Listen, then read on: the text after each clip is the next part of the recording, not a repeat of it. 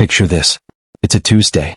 You're 22 years old, sitting in your apartment, not the nicest apartment, maybe the kind with a refrigerator that hums a little too confidently, and you've got $847 in your checking account. Your friend just texted you a photo from Cancun. She's got a frozen drink in one hand, sunglasses on, the whole thing. And you're in a hoodie eating cereal at noon. You're broke, but you're subscribed to Netflix, Hulu, HBO Max, Spotify Premium, and 3 other services you forgot existed. You've got DoorDash fees stacking up like a game of Tetris. And somewhere in the back of your mind, there's a small voice, barely audible over the sound of that humming refrigerator, whispering, something doesn't add up. That voice? That's your future self knocking. Today we're going to talk about what happens when you actually open the door. We're going to walk through what your life looks like if you spend your 20s building skills, building wealth, building habits, building a version of yourself that your 35-year-old self will either thank profusely or resent deeply, depending on what you choose right now. And no, this isn't one of those drink water and wake up at 5 a.m. videos. This is a real conversation about real numbers, real decisions, and real consequences. Some of it might sting a little. That's okay. Let's get into it. Section 1. The math they didn't teach you. Let's start with something that sounds boring but is actually kind of wild. It's called compound interest, and it is, without any exaggeration, one of the most powerful forces available to a person in their 20s. Albert Einstein allegedly called it the 8th wonder of the world. Whether he actually said that or not, the math doesn't lie. Here's the scenario. 2 people. We'll call them Alex and Jordan. Alex starts investing $300 a month at age 22. Jordan waits. Jordan's busy living. Jordan's got concerts to attend, sneakers to buy, trips to book. Jordan says, I'll start investing when I'm more settled. Jordan starts at 32, 10 years later. They both invest $300 a month. They both earn a 7% average annual return, which is roughly what the S&P 500 has historically delivered after inflation. Alex, who started at 22, puts in $300 a month for 43 years until retirement at 65. Total amount Alex personally contributed, around $154,000. Jordan, who started at 32, contributes for 33 years. Total personal contribution, about $118,000. Now here's where it gets almost unfair. Alex retires with approximately $1.37 million. Jordan retires with around $600,000.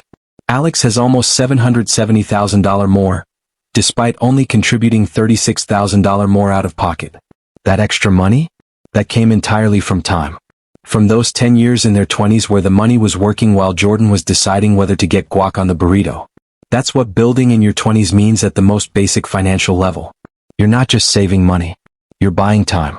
And time, in the world of money, is the rarest currency there is. Section 2. The spending trap. Now let's be fair, because I'm not here to shame anybody. We live in a world that has been architected, professionally, expensively, by very smart people, to make you spend money.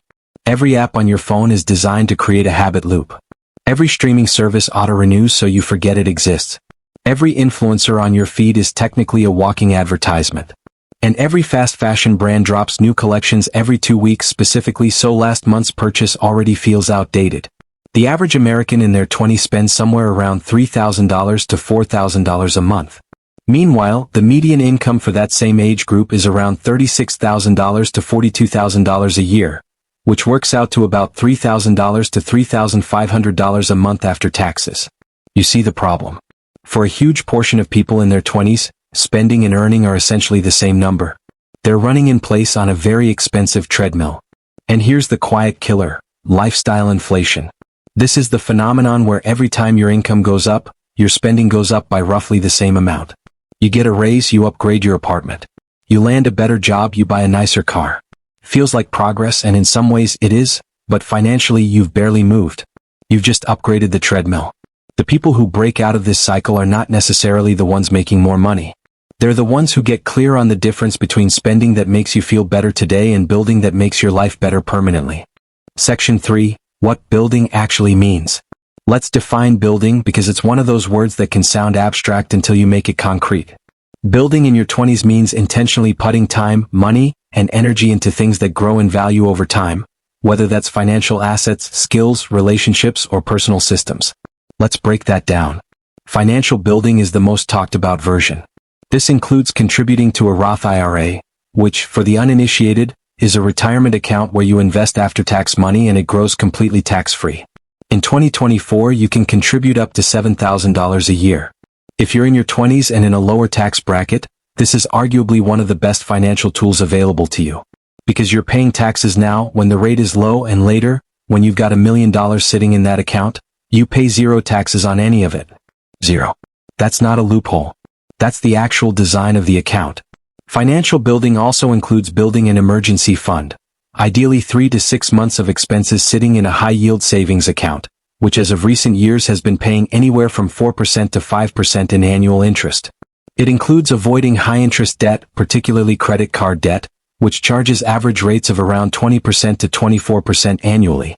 Carrying a $5,000 balance on a credit card and not paying it off is essentially paying $1,000 to $1,200 a year for the privilege of having borrowed that money. That's a subscription service you definitely didn't mean to sign up for.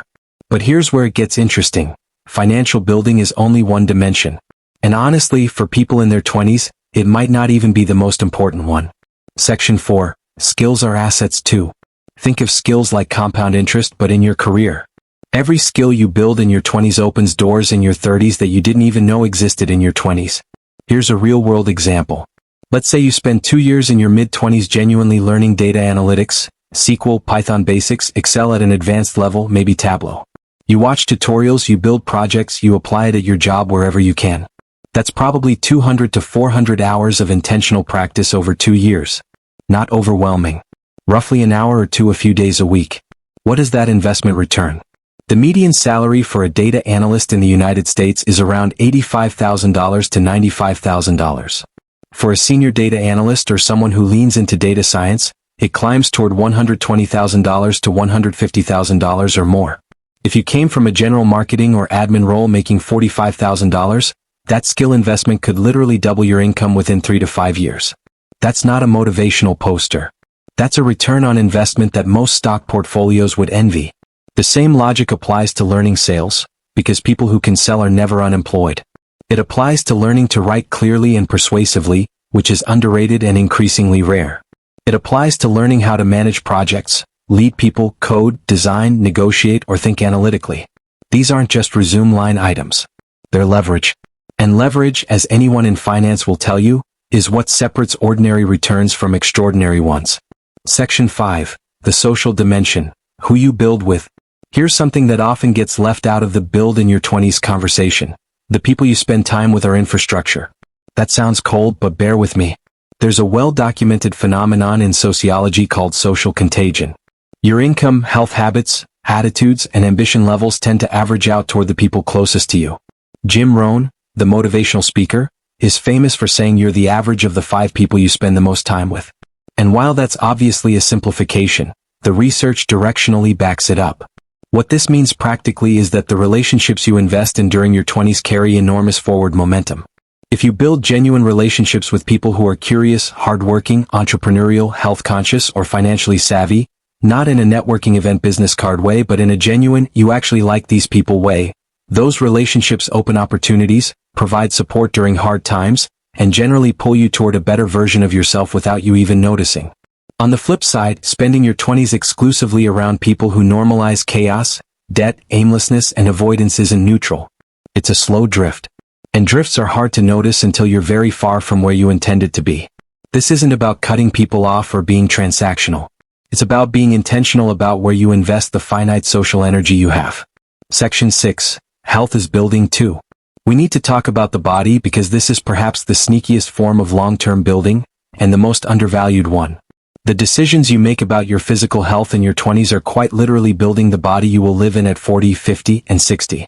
Bone density peaks in your late 20s. Muscle mass, if you don't actively maintain it, starts declining gradually after around 30. Cardiovascular fitness has a similar arc. The habits you build now, around sleep, movement, nutrition, and stress management, don't just affect how you feel today. They determine your baseline health trajectory for the next several decades. And there's a financial angle here too, which nobody talks about enough. Poor health in middle age is extraordinarily expensive. Chronic conditions like type 2 diabetes, hypertension, and obesity-related illnesses cost the average American tens of thousands of dollars over a lifetime in medical expenses, medications, lost productivity, and reduced quality of life. The person who spends their 20s building an exercise habit, something as simple as consistent walking plus 3 days a week of strength training, is investing in a future healthcare bill that doesn't exist. You don't have to be a fitness fanatic. You just have to be consistent enough to not start from zero at 35 when everything suddenly hurts and the doctor starts using words you don't like. Section 7. The Identity Shift. Here's the deep cut. The most important thing that happens when you spend your 20s building isn't the money or the skills or even the health. It's the identity.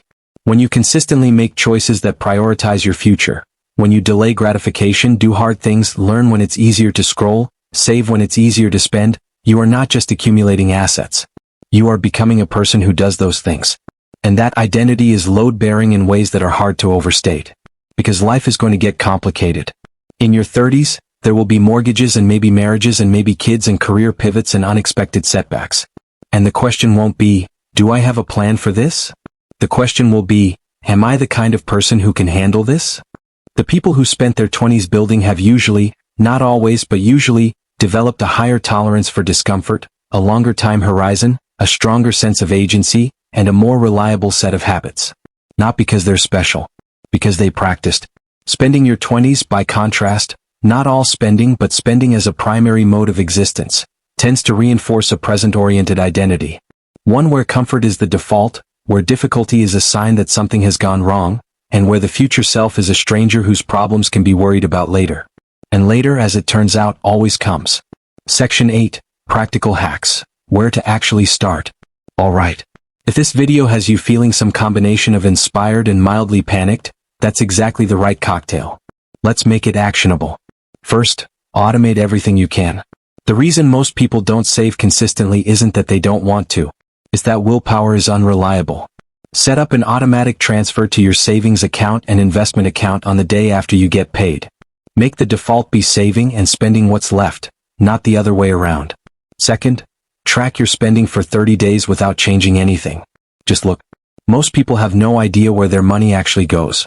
When you see it in a spreadsheet or an app, the patterns become impossible to ignore.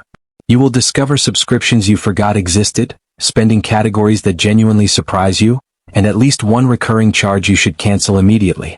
Third, invest in skills with a clear market demand. Not skills that are generally interesting, skills that are specifically valued in the economy. Go look at job listings in fields that pay well. See what qualifications they ask for.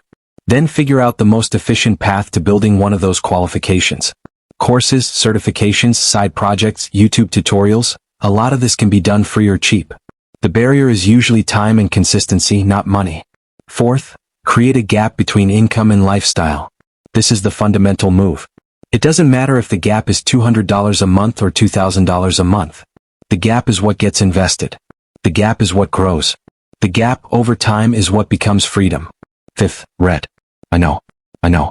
But reading remains one of the most asymmetric investments of time available to a human being. One well-chosen book can reframe how you see money, relationships, health, or work entirely.